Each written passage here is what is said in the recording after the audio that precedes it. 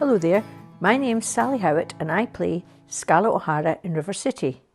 And I'm going to read Scarlet Underpants Meets the Tooth Fairy by Muir. One day, a girl, not too little, not too big, was very sad because some children had been horrible to her about her name. She was called Scarlet Underpants. She had an older sister called Maisie Daisy and a younger brother called JJ. One day, Scarlet was sitting in her living room when her daddy walked in. "Hey up, Scarlet, are you all right?" he asked her with a loving warmth. "No, Daddy, I'm not," she said indignantly. "Why do I have this silly, silly name? I hate it." Daddy asked, "What's wrong with the name, Scarlet?" "It's not Scarlet I don't like, Daddy. It's Underpants. Why can't I have a normal name?"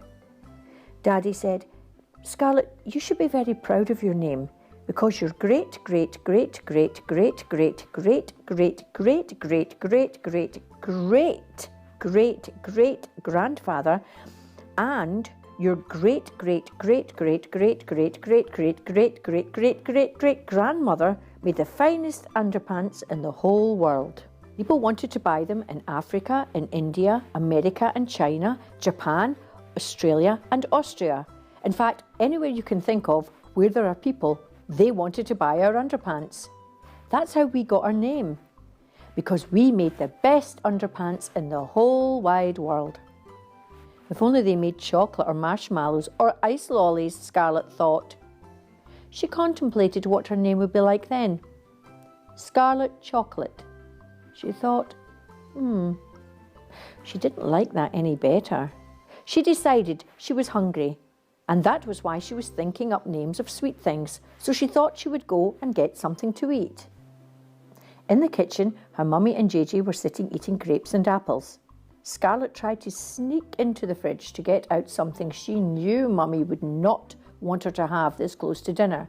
Mummy said, "Scarlet, do you want some fruit?" Well, I'm not really hungry for fruit, Mummy. I just wanted something sweet." "Dinner is almost ready. Why not have a few grapes?" Scarlet pulled her face as if Mummy had actually asked her to eat the contents of her baby brother's potty.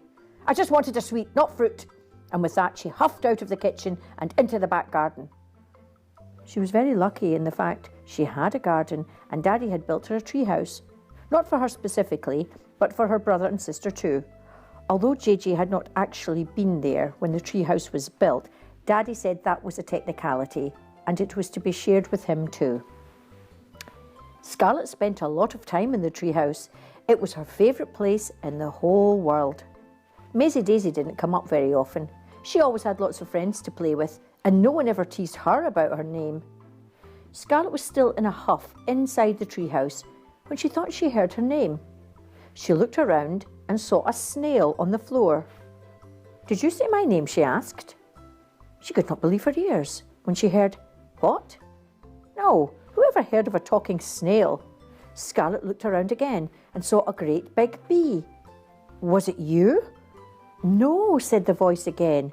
Scarlet looked around a third time and saw a cat outside the treehouse. She pointed and said, "You?" "No." "Then who?"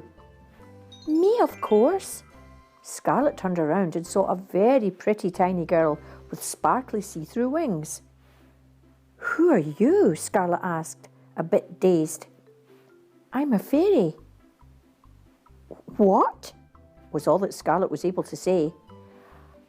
"I heard you talking to your dad about your name. I thought that was a shame, so I came to introduce myself to you. After all, we are neighbours." "What do you mean, neighbours?" "Well," said the fairy, "I live here." "Where?" "In this house, of course." Are you telling me that you are a fairy who lives in my treehouse?" "Yes, of course," said the fairy. "Don't fairies live under toadstools?" Scarlet asked. "Well, some of them do, but I like a bit of space," the fairy answered. Anyway, she said, "My name is Penny Moneytree.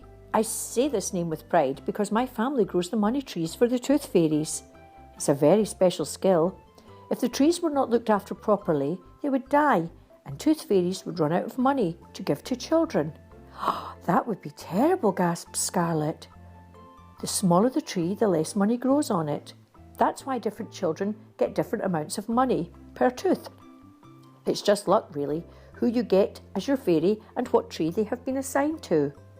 I always wondered about that, said Scarlet, really interested now and not feeling strange anymore. So, what do you do with all the teeth you take? She asked, because that was something else she always wanted to know. We plant them at the bottom of the money tree, of course. It's the magic from the children's teeth that makes the trees grow. Scarlet thought for a minute and then asked, Does anyone ever make fun of you because of your name? I don't really care, said Penny Moneytree. I'm very proud of my name, as you should be of yours. Our name is what links us to people who lived before us. It tells us what they were. If a silly fairy teased me, I would simply ignore them, or tell them how silly they are, or perhaps both. If people are not nice to you, you should feel sorry for them, not yourself, because they are missing out on the chance to be friends with someone truly wonderful. Thanks, said Scarlet. That makes me feel a lot better. You're welcome, Scarlet. Anyway, real friends are nice to you, like my friend Rara Jaja. He's a dragon. A real live dragon? I thought they were fierce and dangerous and breathe fire and eat children, said Scarlet. Have you met any dragons? No. So, how do you know what they are like? I don't suppose I do, but I've heard bad things about them. That's not nice to judge someone before you meet them, said Penny Moneytree. And that was only a rumour that the elves made up because they fell out with the dragons. Just then there was a very odd noise.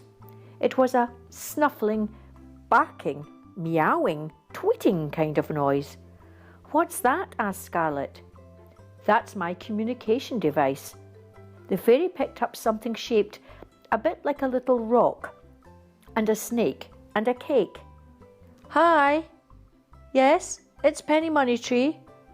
Oh, I was just talking about you. Can you still come for dinner? Fantastic. You can meet my new friend, Scarlet Underpants. Yes, I know. It's a fantastic name. See you then. Bye. Will you come and meet him tomorrow? That would be lovely, I think, said Scarlet, still a bit scared. See you tomorrow then, said Penny Moneytree, shuffling Scarlet out of the treehouse door. I hear your mum calling you for dinner. Scarlet! Dinner! Okay, Mum, I'm on my way. Scarlet turned to say goodbye to Penny Moneytree, but she was nowhere to be seen. Goodbye, Penny Moneytree, and thanks. I'll see you tomorrow. Scarlet went to the house and kissed her mum and dad and her sister and hugged her baby brother. She felt fantastic now about her name and her family, and about a long time ago when they made the best underpants the world has ever known.